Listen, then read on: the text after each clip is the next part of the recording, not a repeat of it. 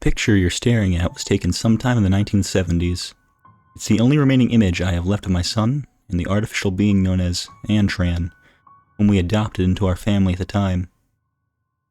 It was a warm summer back in the mid-70s. I was driving home from my logging company after a long shift, and I had to make a stop at the local garbage tip to drop off some old tesks my mother had given us. Something caught the corner of my eye as I bent down, and upon closer inspection, was shocked to see what I originally thought was a doll, a plastic outer shell with metal limbs, and more shockingly, a humanoid face with cold, dark eyes.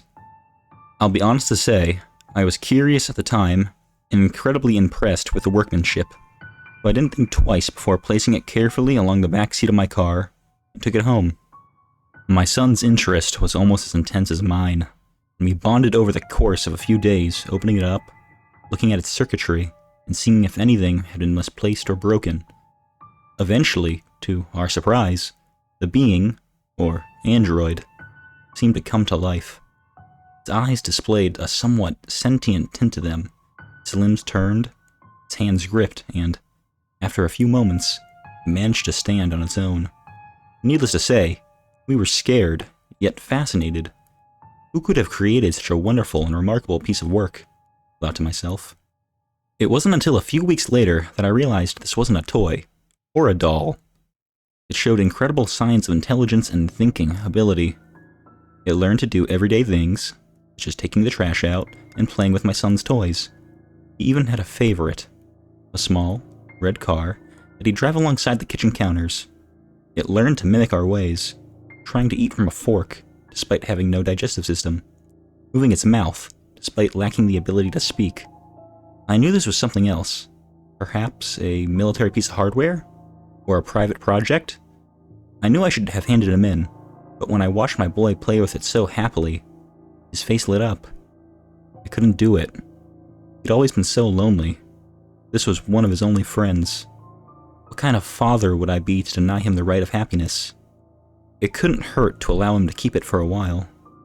We named him Antran, which was the print in capitals written in small font across his back. A few months passed quickly, and family life seemed to be improving. He was one of us. My lad's grades improved, his mood improved, everything was getting better. Until one evening in July. I was sitting in my armchair with a beer, watching television. My boy and Antran had knelt down on the rug, play-fighting with one another, as boys do, and suddenly my attention was drawn to a loud gasp.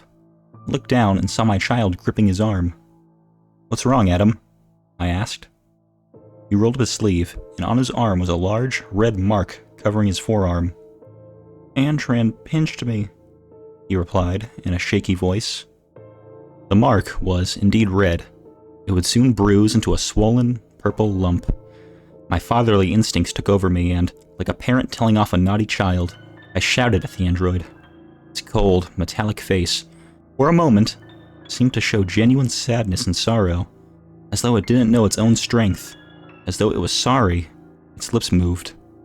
Whether it was trying to muster up the words to apologize through language or merely copying what I was doing, I'll never know.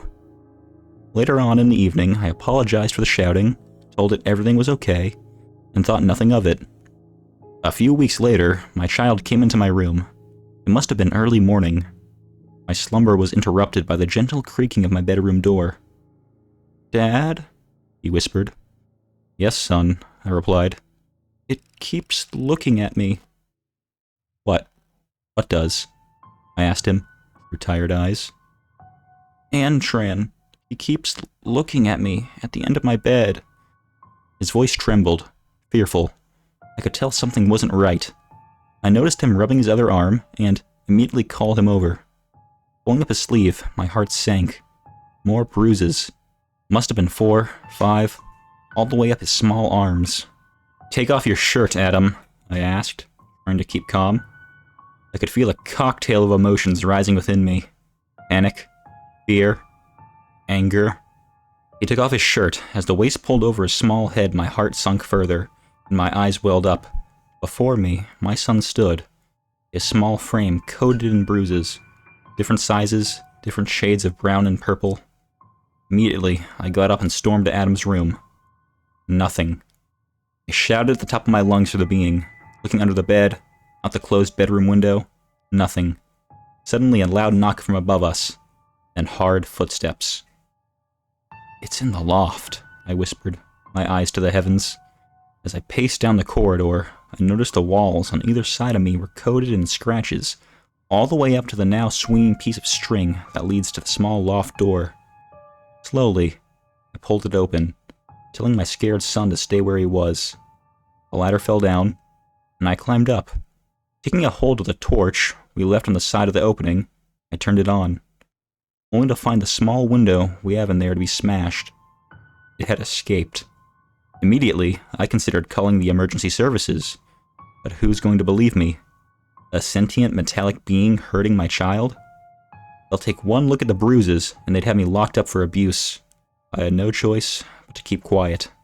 Weeks, then months passed. Every time we went outside, we noticed ever-increasing signs of Antran's presence. The familiar scratch marks along the bricking of my home. Plants had been disrupted, patches of mud leading up to the windows.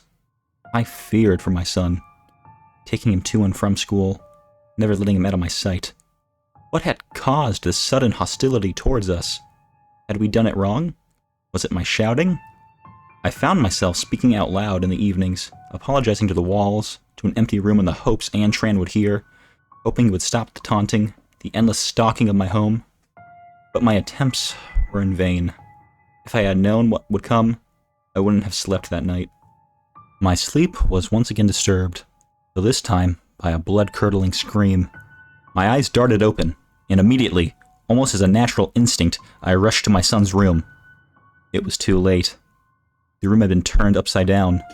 Everything was on the floor, the bed sheets ripped, and his windows smashed.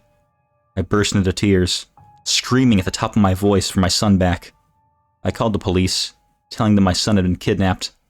They asked if I had seen the culprit. I lied and said I hadn't, hoping the images of my son would be enough. Like they'd believe that this doll was sentient, harmful. For the next few days, I cried myself to sleep, sobbing like a child. Life wasn't worth living anymore.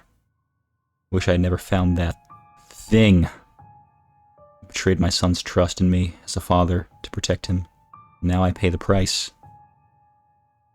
It was a September dawn.